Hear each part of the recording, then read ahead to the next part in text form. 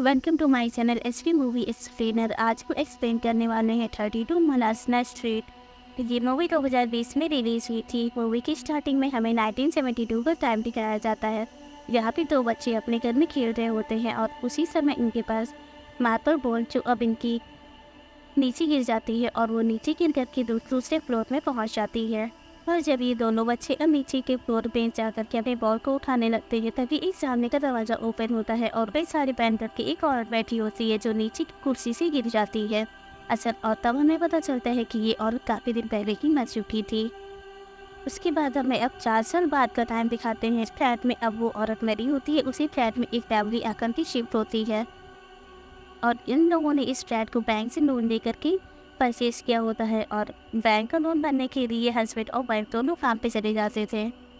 इनकी बड़ी बेटी का ना एम्पायर होता है और एम्पायर जो अब घर में रह करके अपने छोटे भाई और साथ ही अपने दादाजी का ख्याल रखती थी। एम्पायर अब अपने छोटे भाई को कपड़े चेंज करा रही होती है और पास में ही उसके दादाजी बैठे होते हैं जो अचानक से गायब हो जाते हैं। अभी एम्पायर अपने दादाजी को वहाँ ना देख करके काफ़ी ज़्यादा टेंस रहती है और वो अब अपने छोटे भाई को वही छोड़ करके दादाजी को ढूंढने के लिए निकल जाती है। और एम्पायर के दादाजी जो इस समय वॉशरूम में बैठे होते हैं, इसीलिए एम्पायर अब अपने दादाजी को ढूंढने के लिए वॉशरूम के अंदर जाती है। उसी समय वो अब नोटिस करती है कि दादाजी वॉशरूम में है और तभी अब सब वॉशरूम के सभी ये दरवाजे अचानक से बंद हो जाते हैं। उसी समय एम्पायर के अब मॉम डैड भी घर में आ जाते हैं और एम्पायर अपने मॉम डैड की आवाज़ सुन करके काफ़ी ज़ोर ज़ोर से दरवाजे को पीटने लगती है और काफ़ी धीरे से आवाज़ देती है। उसी समय अब एम्पायर के मॉम डैड आकर के दरवाजे खोल देते हैं। तभी ये लोग सीधे अब छोटे भाई यानी कि राफन के पास जाते हैं और उसी समय ये लोग देखते हैं कि राफन जो अब खिड़की पे जाकर के बैठा होता है और ऐसा लग रहा था कि वो सुसाइड करने जा रहा था। उसी समय अब एम्पायर की मॉम जो काफ़ी जोरों से चिल्लाने लगती है, बट अब एम्पायर के फादर अपनी एम्पायर की मॉम को चुप कराते हैं और शांति से जाकर के राइफल को खिड़की से नीचे उतार लेते हैं। जिसके बाद एम्पायरों के मॉम डैड उसको बहुत डांटते हैं और कहते हैं कि तुमने कैसे राइफल को अकेले छोड़ दिया, तुम्हें ऐसा नहीं करना चाहिए था। तभी एम्पायरों अपने मॉम डैड को बताती है कि अचानक से दादाजी यहाँ पे अजीब तरीके से गायब हो गए थे और उन्हें ढूंढने के लिए जब मैं वॉशरूम में गई तो अचानक से खिड़की दरवाजे सभी बंद हो गए थे वॉशरूम के, जिसकी वजह से मैं उसी में फंसी रही और जब मैंने नीचे से झाँका तब मुझे एक काफ़ी डरावना पैर दिखाई दिया था, जिसकी वजह से मैं वहीं पर शांत रही। ये चीज़ सुन करके एम्पायरों के मॉम डैड अब एम्पायरों की बातों पे भरोसा नहीं करते हैं। उन्हें लगता है कि ये फालतू बात कर रही है और उसे डांट करके यहाँ से चले जाते हैं। और फिर हमें एम्पायरों के दूसरे भाई को दिखाया जाता है जिसमें रूम की खिड़की के पास ही एक बिल्डिंग जो उसकी रूम से अटैच हुई होती है, उसकी पे एक लेटर लटका हुआ होता है जिसे अब एम्पायरों का भाई उठाता है और उस लेटर पे एक लड़की का नाम लिखा था। अब एम्पायरों के भाई को ऐसा लगता है कि शायद इस फ्लैट में एक लड़की रहती है जो उससे दोस्ती करना चाहती है, इसीलिए एम्पायरों का भाई अब एक दूसरे पेज पे अपना नाम लिख करके दूसरी बिल्डिंग के विंडो पे लगा देता है और फिर इंतजार करता है कि शायद उधर से वो लड़की मेरा लेटर रिसीव करेगी और कोई रिप्लाई करेगी, लेकिन ऐसा नहीं होता है। एम्पायरों का भाई काफ़ी देर तक लेटर के इंतजार में खिड़की पे खड़ा रहता है, लेकिन जैसे ही वो अब थक करके खिड़की से साइड होता है तभी उसे अब दूसरी बिल्डिंग से कुछ आवाज़ आने लगती है और वो देखता है कि अब उसके पास एक दूसरा लेटर आ जाता है। और फिर हम दूसरी तरफ रैपल को देखते हैं जो अपने रूम में बैठ करके ड्राइंग कर रहा होता है, लेकिन फिर अगेन से एम्पायरों के दादाजी अब घर से गायब हो जाते हैं और एम्पायरों अपने दादाजी को ढूंढने के लिए घर से बाहर जाने लगती है। बट उसी समय वो रैपर से कह के जाती है तुम यहाँ से बिल्कुल भी हिलना मत है, जल्द से जल्द वापस आऊंगी। जिसके बाद एम्पायरों अब निकल जाती है अपने दादाजी को ढूंढने के लिए और वहीं यहाँ रैपर को देखते हैं अब अपने रूम में बैठ के ड्रॉइंग कर रहा होता है। उसी समय उसे एक मार्बल बॉल के गिरने की आवाज़ आती है और वो मार्बल बॉल रैपर के रूम के बाहर ही पड़ी होती है, जिसे देख करके रैपर उस बॉल को उठाने आता है और उस बॉल को जैसे ही रैपर उठाता है तभी उसे अपने सामने बने रूम से टीवी चलने की आवाज़ आ रही होती है और उस टीवी में एक कार्टून आ रहा होता है जो एक ओल्ड लेडी का था और वो रैफन को अपने पास बुला रही होती है। रैफन जो छोटा था और वो काफ़ी मासूम था, वो अब टीवी की आवाज़ सुन करके रूम में चला जाता है और जैसे ही वो अब टीवी को बंद करने के लिए जाता है, लेकिन जैसे ही वो टीवी को बंद करता है तभी टीवी के अंदर से एक डरावना हाथ बाहर आता है और रैफन को टीवी के अंदर घसीट लेता है। और वहीं दूसरी तरफ हम एम्पायरों को देखते हैं, सेब अपने दादाजी मिल जाते हैं जिन्हें लेकर के वो घर आने की कोशिश करती है, बट उसके दादाजी एवं बैम से कहते हैं कि मैं उस घर में नहीं जाऊंगा क्योंकि उस घर में जो औरत है वो हम सबको मार डालेगी। लेकिन तब भी एम्पायर अपने दादाजी को फोर्सफुली घर वापस ले आती है और घर आकर के वो देखती है कि उसे कहीं भी रैपर नहीं मिलता है, जिससे एम्पायर ढूंढने लगती है और ये बात अब इसके मॉम डैड को भी पता लगती है, जो आकर के अब एम्पायर को काफ़ी डांटते हैं और फिर निकल जाते हैं रैफन को ढूंढने के लिए। बट इसके बावजूद उन्हें रैफन नहीं मिलता है, जिसके बाद ये लोग अब पुलिस भी रिपोर्ट भी करवाते हैं और पीसी ढूंढने के लिए निकल जाते हैं और एम्पायरो जो घर में अकेले बचती है तभी उसे एक फ़ोन की रिंग होने की आवाज़ आती है। अब एम्पायरो उस फ़ोन के पास जाती है और उसे उठाती है, लेकिन तो और उसी फ़ोन में एक तरफ तो एम्पायरो थी, दूसरी तरफ रैफल जो उससे कह रहा था कि मुझे बचा लो। एम्पायरो अब रैफल से पूछती है कि तुम कहाँ पर हो? जिस पे रैफल कहता है कि मुझे खुद नहीं पता कि मैं इस समय कहाँ हूँ। एम्पायरो रैफल से बात कर रही होती है फ़ोन पे, तब उसके पास से ही कहीं रैफल की आवाज़ आ रही होती है, इसीलिए एम्पायरो अब फ़ोन छोड़ कर के सीधे रैफल को ढूंढने के लिए निकल जाती है।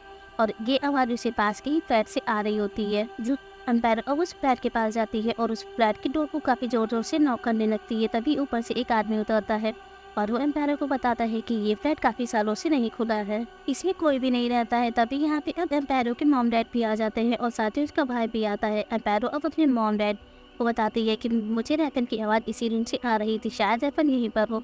जिसके बाद ये लोग अब इस डोर को तोड़ते हैं और इस फ्लैट की तलाशी लेने लगते हैं। तभी एम्पायरो अब रैफन को ढूंढते एक रूम के पास पहुंच जाती है, जिस रूम में एक कर्टेन के पीछे से छोटे बच्चे की शेडो नजर आ रही होती है। एम्पायरो अब उस शेडो के पास जाने लगती है, लेकिन जैसे जैसे एम्पायरो अब उस शेडो के करीब जाती है तब वो बड़ी होती रहती है। अब जैसे ही एम्पायरो उस शेडो के करीब आती है और वो कर्टेन को हटाती है, तभी वहाँ पे एक बहुत बड़ी सी बिच दिखती है जिसके सफ़ेद बाल होते हैं। वो काफ़ी डरावनी होती है, जिसे देख के एम्पायरो काफ़ी ज़्यादा डर जाती है और वो वहीं काफ़ी ज़ोर से चिल्लाने लगती है। तभी एम्पायरो के पास उसके मॉम डैड आते हैं और वो एम्पायरो को शांत कराते हैं। जिसके बाद एम्पायरो बताती है कि मुझे कर्टेन के पीछे एक विच दिखी है, इसीलिए उसके फादर अब कर्टेन को हटाते हैं, लेकिन वहाँ पे कोई भी नहीं होता है।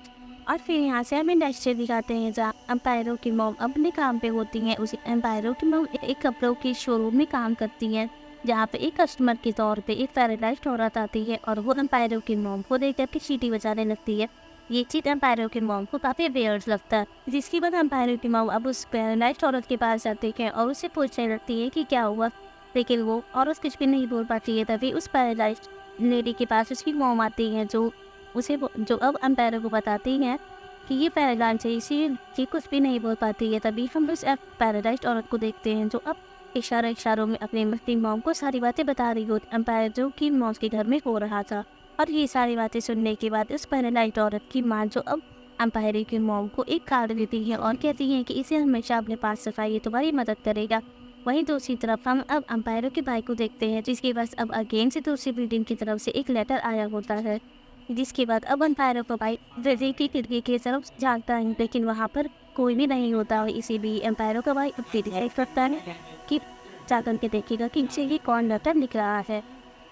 इसीलिए अब एम्पायरो का भाई दूसरी बिल्डिंग में जाता है और जब वो बिल्डिंग के स्टेयर से ऊपर की ओर जा रहा होता है, तभी पीछे से एक लड़की आती है जो एम्पायरो के भाई को पीछे से भाग करती है और एम्पायरो के भाई के सामने एक मिरर जगह होता है और एम्पायरो का भाई हाथ में कैंडल लेकर के गया होता है। उस पीछे से आई हुई लड़की को नोटिस करता है, तब वो देखता है कि उसके पैर जो कि मुड़े हुए हैं और तभी ये भी पीछे से एम्पायरो के भाई को मारने की कोशिश करती है, लेकिन वो काफ़ी बहादुर था, इसीलिए वो अब वृक्ष को उठा करके दूर फेंक देता है और अपनी जान बचा करके बिल्डिंग से बाहर भाग आता है। वहीं दूसरी तरफ हम घर पे एम्पायरो को देखते हैं, उसे अचानक से पेट में दर्द होता है और जब वो मिरर के पास अपने पेट को चेक करती है तो उसके पेट पे काफ़ी सारे निशान बने होते हैं, जिसे देख करके एम्पायरो काफ़ी डर जाती है, लेकिन वो इन निशानों को ज़्यादा माइंड नहीं करती है। इसे ऐसा लगता है कि शायद ये कोई एलर्जी है। एम्पायरो जो उस समय मार्केट को होती है और अपने साथ कुछ सब्जियाँ लाती है, सब्जियों के रखने के लिए वो किचन में जाती है। तभी वो किचन की डोर से अंदर एक अजीब सी क्रिएचर को कुछ बनाते हुए देखती है, उससे वो बहुत डर जाती है। तभी वो अचानक से हम सबके दरवाजे को ओपन करती है और वो देखती है कि किचन में उसके दादाजी होते हैं, तो कुछ बना रहे होते हैं। इसके बाद एम्पायरो भी दादाजी से बात करती है और वो नोटिस करती है उसके दादाजी से अब रैफन की आवाज़ से बोल रहे हैं और ये चीज़ सुनकर के एम्पायरो काफ़ी डर जाती है। तभी अगेन से फ़ोन रिंग करता है और एम्पायरो अब फ़ोन पर रिसीव करने के लिए जाती है और अगेन से उस फ़ोन पे रैफन होता है और पहले के ही जैसे रैफन थे अभी भी एम्पायरो को रैफन की आवाज़ पास वाले फ्लैट से ही आ रही होती है, इसीलिए वो अब फ़ोन को वैसे ही छोड़ करके दूसरे फ्लैट पे चली जाती है और फ्लैट का दरवाज़ा ओपन करके रैफन को चेक आउट फाइनली अब वहाँ पे उसे रैफन मिल जाता है। एम्पायरो जो अब रैफन से को बचा करके दोबारा से अपने घर वापस ले आती है और इस इंसिडेंट से सभी लोग काफ़ी ज़्यादा चौंक चुके थे। तभी हम एम्पायरो की मॉम अब अपने हस्बैंड से कहती है कि बस अब बहुत हो गया, अब हम इस जगह पे और नहीं रहेंगे, हमें यहाँ से कहीं और चले जाना चाहिए। अब एम्पायरो के फादर उसकी मॉम से बोलते हैं कि नहीं, हम फ्लैट को खरीदने के लिए काफ़ी सारा बैंक से लोन लिया है, हम इसे छोड़ करके नहीं जा सकते हैं। जिसके बाद एम्पायरो अब अपने रूम में जाती थी और रात हो चुकी थी। तभी हम देखते हैं कि उसके रूम की खिड़की दरवाजे सारे अचानक से बंद हो जाते हैं और यहाँ तक कि लाइट भी उसके रूम की चली जाती है। और इसी से इस घर के अंपायरों काफ़ी जोर जोर से चिल्लाने लगती है और अंपायरों की आवाज़ सुन करके उसके मॉम डैड दोनों अब उसके रूम की तरफ आते हैं और उसके रूम का दरवाजा ओपन करते हैं। तभी वहाँ पे उन्हें बहुत बड़ा सा काफ़ी खतरनाक एक हाथ दिखता है जो अब अंपायरों की तरफ आ रहा होता है। ये सीन देख करके अब उसके फादर अंपायरों को पीछे कर लेते हैं। यहाँ पे फाइनली वो समझ जाते हैं आत्मा का साया है और इसीलिए अब अंपायरों के फादर को भी यकीन हो जाता है कि इस घर में रहना अब सेफ रहेगा। इसीलिए अब वो अपनी पूरी फैमिली को लेकर के एक होटल में निकल जाते हैं और उसी होटल में अपनी पूरी रात गुजारते हैं और साथ ही अब ये सब इसी होटल में लेट करके ये प्रे कर रहे होते हैं कि जो भी आत्मा इनके घर में है वो यहाँ से चली जाए और हम सबकी जान बच जाए। अब अगले दिन हमें एम्पायरों के डैड को दिखाते हैं जिनके पास अब बैंक से कॉल आता है और बैंक वाले अब उसके डैड से कहते हैं कि जितनी जल्दी हो सके हमें बैंक का लोन वापस कर दो। और बैंक का लोन चुकाने के लिए एम्पायरों के डैड अपने फ्रेंड को कॉल करते हैं लेकिन कहीं से भी उनके पास पैसों का इंतजाम नहीं हो पाता है। और एम्पायरों के डैड अब 2 दिन से ऑफिस भी नहीं गए होते हैं, इसी वजह से उन्हें जॉब से भी निकाल दिया जाता है। और इन सब चीज़ों से थकास करके एम्पायरों की मॉम अब उसी पैराडाइज औरत को कॉल करती है जिसका कार्ड उसकी मॉम ने इन्हें दिया था। और फिर एम्पायरों की मॉम उस लेडी से मिलने के लिए जाती हैं। वहाँ पे अब पैराडाइज औरत की मॉम जो अब एम्पायरों की मॉम से कहती है कि हमें तुम्हारे घर के बारे में पहले से ही पता था। जिसके बाद ये लोग अब एम्पायरों की मॉम के साथ उसकी घर आती है उसके घर को देखने के लिए। जबकि वहीं एम्पायरों अब उन लोगों के पास गई होती है जो इसके घर में पहले रहा करते थे और वहाँ जा कर के एम्पायरों को पता चलता है कि एक औरत जो उसे अपनी फैमिली के बारे में बता रही होती है और कहती है कि मेरा पूरा परिवार था, मेरे हस्बैंड और मेरा बेटा, लेकिन मुझे नहीं पता था कि मेरा बेटा ट्रांसजेंडर है। वो लड़का होकर के उसे लड़की बनने का साथ ही शौक था। वो हमेशा लड़कियों की ड्रेस पहनता था। ये सब चीज़ें उसके पापा को बिल्कुल भी पसंद नहीं थी, इसीलिए वो उससे थका जाते से काफ़ी मारते थे। और एक दिन उन्होंने उसे बेसमेंट में बंद कर दिया लेकिन तब भी उसके अंदर कोई भी सुधार नहीं आया। और धीरे धीरे हालात इतने ख़राब हो गए कि मेरे बेटे को माँ बनने का शौक़ हो गया और वो उसकी चाहत करने लगा। इसीलिए हम लोगों ने अपने बेटे को बेसमेंट में बंद करके हमेशा के लिए उसी में छोड़ दिया और उसी में उसकी मौत हो गई और अभी तक उसकी आत्मा उसी घर में भटक रही है। और यहाँ पे हमें पता चलता है कि अभी तक एम्पायरों के भाई के पास जितने भी लेटर्स आते थे वो वही वृक्ष यानी कि वही लड़का लिखा करता था जिसे माँ बनने की चाहत थी और वो इसी चाहत के कारण एम्पायरों के भाई को बार बार लेटर लिखा करता था। पर उस आत्मा ने बार बार कोशिश करी थी एम्पायरों को भी मारने की, लेकिन उस एम्पायरों को नहीं मार पाई क्योंकि एम्पायरों प्रेग्नेंट थी। और ये सारी बातें जानने के बाद एम्पायरों अब अपने घर वापस आती है जहाँ पे अब वो पैराडाइज लेडी भी आई होती है। और यहाँ पे एम्पायरों की मॉम पैराडाइज लेडी को लेकर के आई होती है, साथ ही उसकी मॉम भी होती है। आप पर काबू कर लेती है और उसके शरीर में आने के बाद वो अब इन सभी लोगों को एक एक करके मारने लगती है। लेकिन एम्पायरों को सब कुछ पता होता है, इसीलिए वो एक कांच के टुकड़े को उठा करके अब उस आत्मा को धमकी देती है और कहती है कि अगर तुमने उसे नहीं छोड़ा तो फिर मैं इस बच्चे को मार दूंगी। चिपन डल के वो आत्मा थोड़ा रिलैक्स होती है और वो उस पैराडाइज लेडी को छोड़ देती है। फिर अगेन से एम्पायरों उस कांच के टुकड़े को दिखा करके आत्मा से कहती है कि अगर तुमने हम सबको नहीं छोड़ा और इस घर से बाहर नहीं गई तो फिर मैं इस बच्चे को मार दूंगी और मुझे पता है कि तुम्हें ये बच्चा चाहिए, इसीलिए तुम ऐसा ज़रूर करोगी। ये सारी बातें सुनने के बाद अब वो आत्मा का थोड़ा इमोशनल हो जाती है और वो अब शांत पड़ जाती है, जिससे करके एम्पायरों के डैड अब उस आत्मा को पकड़ते हैं और उसे लेकर के सीधी बिल्डिंग के नीचे कूद जाते हैं। जिससे कि एम्पायरों के डैड की तो मौत हो जाती है लेकिन वो आत्मा अभी भी नहीं मरती है और उसके डैड के मरने की वजह से उनके लाइफ इंश्योरेंस के जितने भी पैसे होते हैं वो सारे पैसे एम्पायरों की मौत को मिल जाते हैं। और उन्हीं पैसों से अब उसकी माँ इस बैंक के सारे लोन को चुका देती है और फिर अपनी पूरी फैमिली को लेकर के यहाँ से चली जाती, जबकि वो आत्मा अभी भी उसी क्रम थे एक कमरे में बंद है। और इसी के साथ इस मूवी की एंडिंग हो जाती है। Thank you for watching.